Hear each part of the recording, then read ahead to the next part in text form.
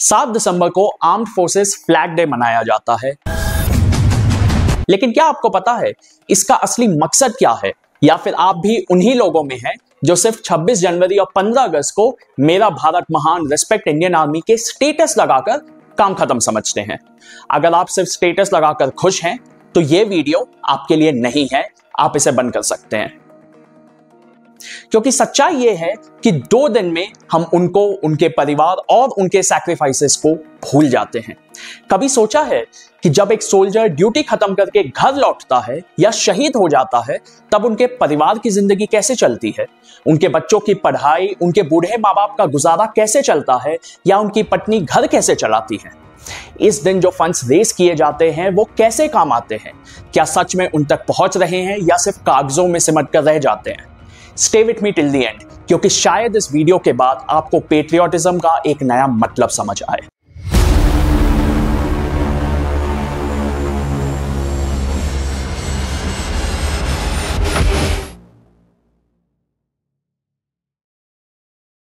फौज की ड्यूटी कभी खत्म नहीं होती। जब एक सिपाही अपनी यूनिफॉर्म उतारता है तब एक नई लड़ाई शुरू होती है, सिविलियन लाइफ में एडजस्ट करने की और अपनी एक नई पहचान बनाने की। और सबसे बड़ी समस्या अनएम्प्लॉयमेंट। सोचिए, एक सोल्जर जिसने अपनी सारी जवानी देश के नाम कर दी हो, रिटायरमेंट के बाद सिक्योरिटी गार्ड की नौकरी करने पर मजबूर हो जाता है।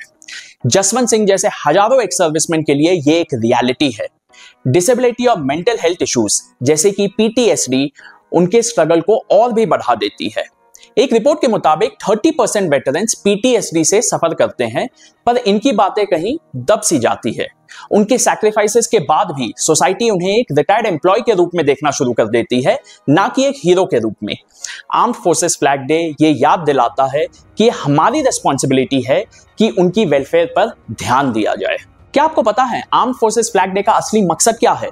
शहीद सोल्जर्स की फैमिली और डिसेबल्ड वेटरन्स की रिहैबिलिटेशन में मदद करना। 2021 में 4500 सोल्जर्स के बच्चों को स्कॉलरशिप मिली थी। बच्चों के एजुकेशन के लिए 1000 रुपीस महीने का ग्रांट मिला है। बेटियों के शादी के लिए 50,000 रुपीस का ग्रांट और सीरियस इलनेस के लिए नॉन पेंशनर्स को 1.25 लाख की मदद। सुनने में ये सब अच्छा लगता है, लेकिन फंड्स का ट्रांसपेरेंसी एक बहुत बड़ा सवाल है। एक CAG रिपोर्ट के मुताबिक कई स्टेट्स में फंड्स अंडर यूटिलाइज या डिले हो जाते हैं। जैसे राजस्थान में फंड्स का सही इस्तेमाल नहीं हो पाने की वजह से मेजर अमर सिंह जैसे वेटरन्स को अपने मेडिकल एक्सपेंसेस के लिए काफी इंतजार करना पड़ा। ट्रांसपेरेंसी के बिना यह प्रोसेस ट्रस्ट को अफेक्ट करता है। एक रियल टाइम डैशबोर्ड काफी हेल्प कर सकता है जो डोनर्स को डायरेक्टली फंड्स का इंपैक्ट दिखाए, क्योंकि ये चैरिटी नहीं, ये हमारा फर्ज है। आर्म्ड फोर्सेस फ्लैग डे सिर्फ एक दिन के लिए पेट्रियोटिज्म शो करने का ओकेजन नहीं है। ये वो दिन है जब हम उन लोगों के लिए प्रैक्टिकल एक्शन ले सकते हैं जिन्हें हमारी जरूरत है। एक फौजी सिर्फ सरहद के लिए नहीं लड़ता, बल्कि वो उन लोगों के लिए लड़ता है जो उसके पीछे खड़े होते हैं, हम सब के लिए। तो क्या हमें उनकी सैक्रिफाइसेस के बदले उनके परिवार के लिए कुछ नहीं करना चाहिए?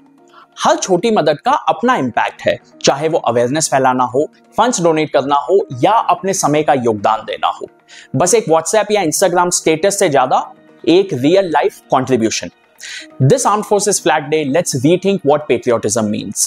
Let's make it more about action, not just sentiments. Because for soldiers, the battle does not end with the war, and neither should our gratitude. Jai Hind.